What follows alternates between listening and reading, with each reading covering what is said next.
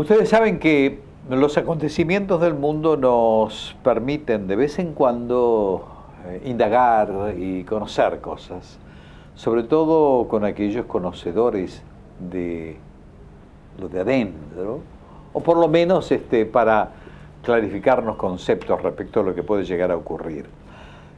No está claro, ¿no? Bueno, vamos a hablar específicamente o en principio de esto que está ocurriendo en Rusia, con esta invasión especial, que me hace acordar al Imperio Romano cuando querían abarcar absolutamente todo, y parece que Putin quiere hacer eso, ¿no? Quiere volver a recuperar absolutamente la República de Repúblicas Socialistas Soviéticas, algo así por el estilo. Pero entonces está conmigo el embajador Fernando Petrella, que gentilmente y como de costumbre se acerca cada vez que necesitamos conocer y saber cosas. Gracias, embajador, por estar. Gracias, Luis, por invitarme. Gracias por una presentación tan provocativa sobre lo que es el conflicto que está hoy. Sí, parece Julio César Putin, ¿no? En todas partes. Yo voy a decirte una cosa. Argentina tiene muy buena amistad con Rusia y muy buena amistad con Ucrania. Con Rusia una gran amistad que viene quién sabe de dónde. Tenemos que recordar que la fragata Sarmiento visitaba San Petersburgo en 1890, en 1888, todavía no sabemos bien por qué lo hacía, pero vale la pena un día revisar los derroteos y tratar de averiguar por qué eso ocurría. Juan Domingo Perón en su primer gobierno reconoce la Unión Soviética, abre una embajada en momentos en que Occidente se estaba prácticamente retirando, conociendo los crímenes de Stalin, y Stalin premia a la Argentina regalándole la mejor dacha. Incluso hay fotografías de Stalin navegando en un lago, remando Alejandro Orfila con entonces el embajador Bravo, padre, del otro lado de la chalupa. Digo esto para que entendamos el nivel de relación intrínseca que hay entre Argentina y Rusia. Con Ucrania la relación es más reciente, pero es igualmente profunda.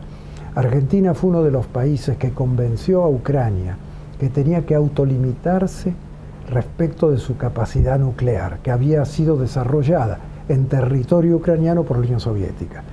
Cuando la Argentina, durante la gestión de Guido Di Tella, gobierno de Carlos Menem, decide blanquear sus facilidades nucleares, asociarse a la Organización Internacional de Energía Atómica, traer a Brasil a un pacto de mutuo control, también trata de convencer a otros países que hagan lo propio para ganar masa. Esos países fueron Sudáfrica y Ucrania. Con Ucrania fue muy difícil, hubo que crear un sistema de garantías que se llamaba las garantías de Budapest, donde los occidentales iban a proteger la integridad territorial de Ucrania si Ucrania desmantelaba o ponía bajo salvaguardia su sistema de producción nuclear.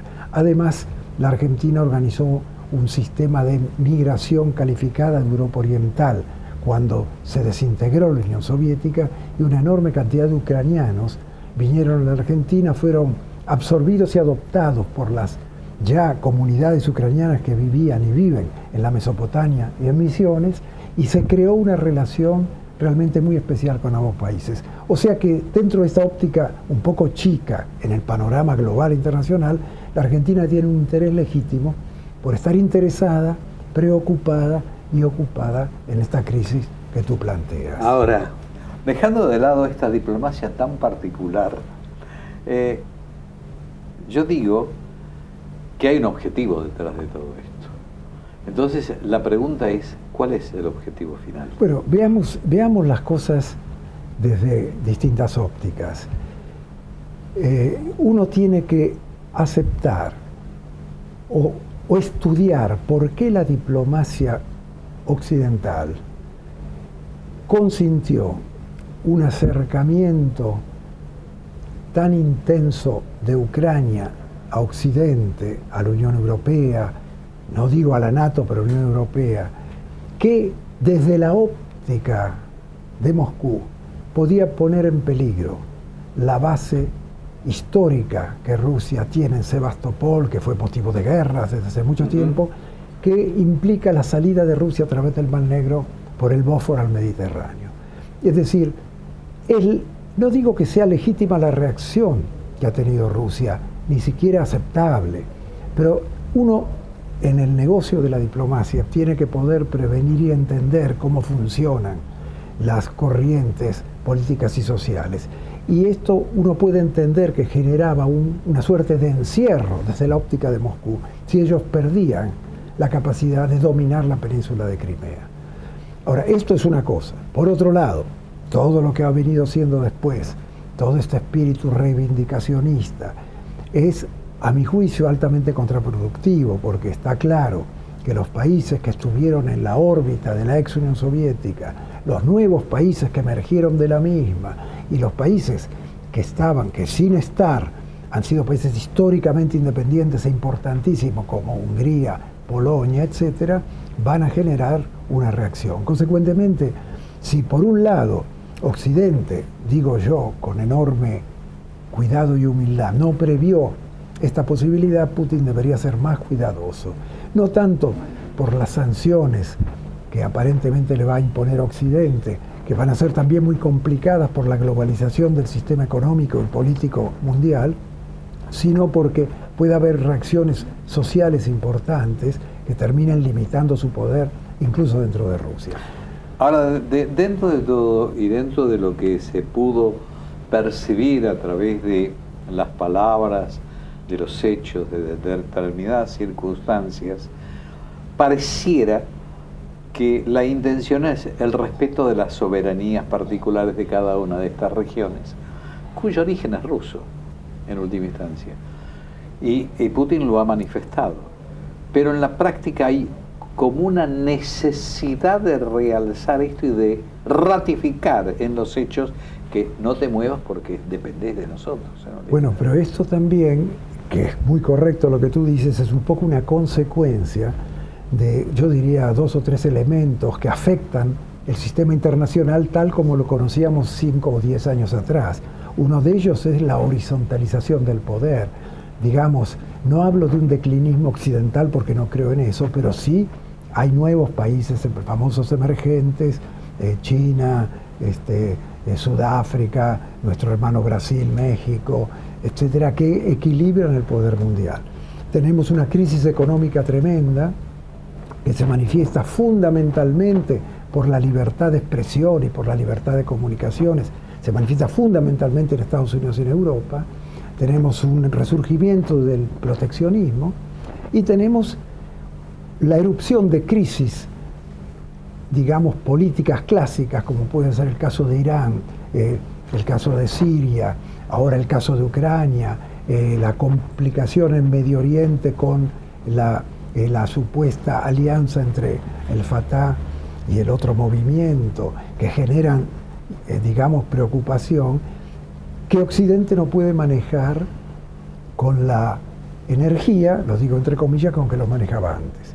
Y esto es un factor que probablemente la diplomacia rusa haya analizado también, porque cuando en Europa uno tiene el 20%, el 15% de desocupación y una serie de problemas bastante serios, crisis de presupuesto, crisis en Italia, crisis en Francia, y problemas de todo tipo, entonces no es irracional suponer que Putin, que sufrió inmensamente, como él dijo en su famoso discurso, la descomposición de la Unión Soviética, esté tratando ahora de recuperar una pequeña ventaja y hacer que esos países que se iban acercando a Occidente vuelvan un poquito a ser o bien neutrales al estilo Finlandia, o bien vuelvan a acercarse a lo que era Rusia grande. Y hay que siempre mirar el mapa.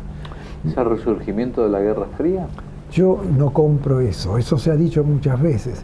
En este momento, por de pronto, no hay política de bloques. En segundo lugar, no hay discrepancias ideológicas globales como había entre la democracia y el comunismo. Y en tercer lugar, hay una interconexión en lo político, en lo comercial, en las comunicaciones, que haría muy difícil un planteo de ese tipo. Sé que hay sectores de pensamiento duros, los duros en Occidente, que dicen este tipo de cosas. Yo personalmente no veo que haya ese mismo escenario. Los escenarios no son iguales. Pero han influido en los organismos internacionales para las medidas que están queriendo tomar. Bueno, es decir, acá viene el otro tema, es decir, la solución se está buscando a través de la seguridad colectiva, los mecanismos de Naciones Unidas, el Banco Mundial, el Fondo Monetario, etc. Hay que ver el mapa, yo insisto, veamos el mapa, veamos hacia dónde se inclina Rusia. Es decir, si nosotros empujamos a Rusia demasiado hacia el este, hacia Asia, Europa puede llegar a tener problemas en materia de energía, en materia... El comercio de Rusia con Alemania es casi el 60% del comercio ruso y del comercio alemán. Es decir, entendamos que las sanciones no van a ser fáciles de poner en práctica y no van a ser fáciles de aplicar. Con esto no estoy diciendo que no se pueda hacer, yo creo que hay que poner presión. Yo creo que los países equilibradores en el mundo, que son grandes actores globales, digo la Argentina y lo digo con conocimiento de causa, junto con otros países podría jugar un rol transmitiendo una opinión y no mantener a América Latina aislada. Hoy decía tu interlocutor anterior, la Argentina es miembro del Consejo de Seguridad, un miembro importante, es miembro del G20, es un país que tiene un prestigio internacional bien ganado, aunque en este momento muchos lo critiquen. Hay un rol para jugar, hay una opinión que dar.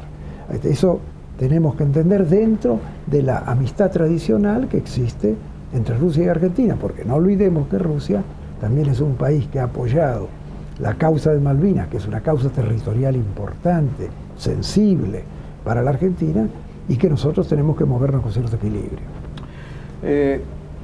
Yo estoy clarificando conceptos, pero no termino de comprender determinadas posturas, y me da la impresión de que son posturas con sentido de intereses económicos, por encima de todas las cosas. Se ve que no han leído la doctrina Drago, ¿no?, de la soberanía de los pueblos. Entonces, me da la impresión de que esto puede conllevar para generar conflictos mucho más profundos si no se tienen en cuenta estas cosas que estuvimos conversando. No es posible. Yo cuando veo estas cosas me fijo cuál es el rol de América Latina, cuál es el rol de Argentina, que ha sido y debería seguir siendo el articulador político de toda la región, por su dimensión, por su lejanía geográfica, por su falta de apetencias hegemónicas, como si eso fuera posible en América Latina. En esta crisis, la crisis de Ucrania que tú también mencionas, se han puesto en juego principios que han sido llevados al derecho y a la política internacional por América Latina. La no intervención, la integridad territorial, el no uso de la fuerza, la solución de los conflictos por vía pacífica. Son todos principios generados en América Latina, muchos de ellos en juristas y políticos argentinos que pasaron de la Carta de la OEA a la Carta de Naciones Unidas. Vale decir que América Latina debería tener un rol.